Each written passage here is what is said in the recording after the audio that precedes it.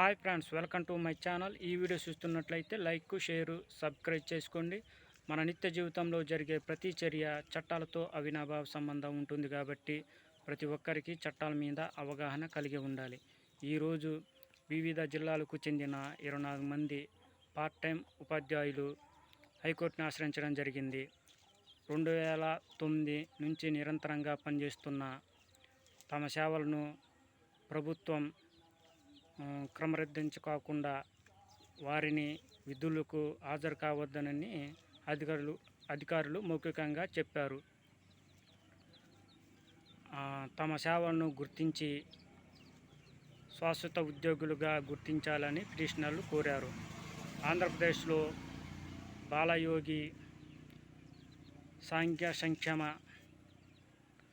గురుకుల పాఠశాలలు, కళాశాలల్లో పనిచేస్తున్న పార్ట్ టైం ఉపాధ్యాయులకు హైకోర్టు స్వల్ప ఊరట కల్పించింది.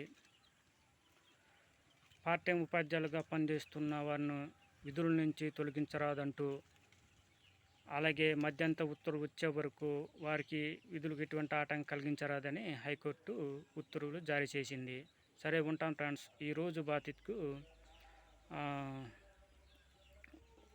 పార్ట్ టైం ఉపాధ్యాయులుగా పనిచేస్తున్నారు. 2009 నుంచి నిరంతరంగా 19 ప్రభుత్వం క్రమబద్ధీకరణకి ఇల్లన్నమాట.